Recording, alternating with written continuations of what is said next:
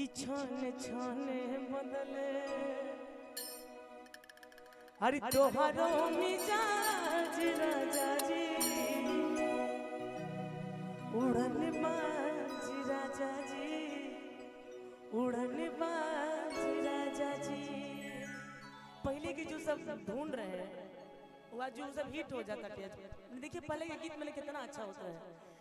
हाँ कि राह चले लाटों के ला सुनार राजा जी राह चले लाटों के ला सुनार राजा जी काहे नथिया गढ़वल राजा जी काहे नथिया गढ़वल राजा जी। थैंक यू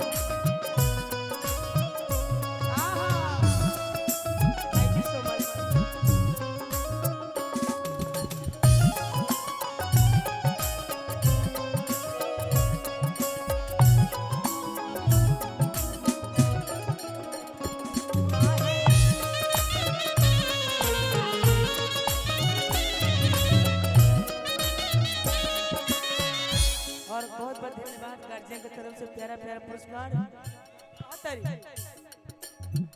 चल चाहे रहिया पिया चल चाहे गोली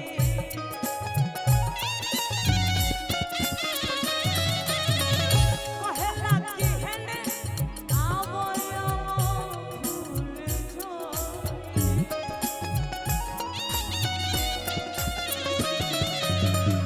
चल चाहे रहिया चाहे चली हम गोली कहला की हेने आवो आवो फूल झोली। औरतिया कह दिया कि इहे सोची सोची हमरो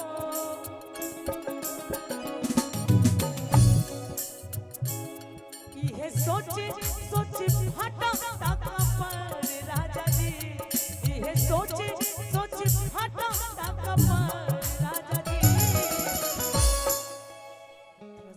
हाँ ये जो तुम्हारा बाल का चोटी है बहुत क्यूट लग रहा है ना वैसे सुंदर लगता है कि हरी हरी हरी हरी लगेलू सोना साड़िया में परी लागेलू। फरमाइश पूरा कर ले कि इहे सोची सोची फाटा ताका पर राजा जी। बाबा ना ना ठीक बा पानी नाश्ता भी जरूरी बा ना अनर नहीं है गुरुजी सॉरी काहे नथिया गढ़वल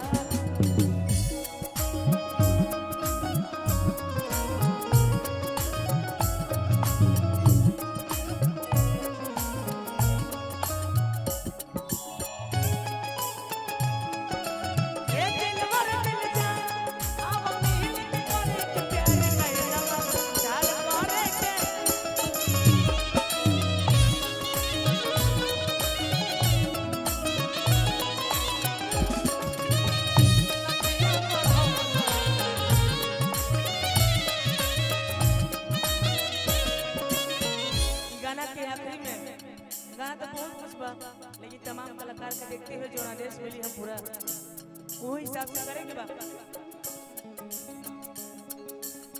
सुनली जब बतिया राजा पड़ल हमर खीस हो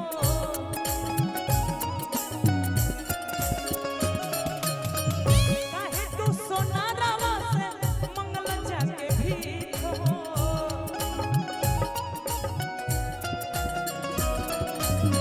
सुननी जब बतिया राजा पड़ल हमर खीस हो काहे तू सोना रावा से मंगल भीख हो। कहतर के राजा मेहरारू को दोनों खर्चा कर दे सही मिल रहे हैं कितने भी हम लोग खर्चा कर दे लेकिन अपने बैंक बैलेंस जरूर रखते हैं। चोरिका के धन सोनारे के खुलेला गलत बोल रहे हैं नहीं तो भाई भौजाई जाएगी होगी शादी ब्याह में। राम जी की तरफ से प्यारा सा पुरस्कार क्या राम जी अच्छा गुरुदेव जी की तरफ से धन्य पाड़े जी की तरफ से बहुत बहुत धन्यवाद प्यारा सा पुरस्कार। Thank you so much Ritika जी बहुत बहुत धन्यवाद। वो कहा दिया और दिया सुना भाई बड़ा तुम धर लेते ना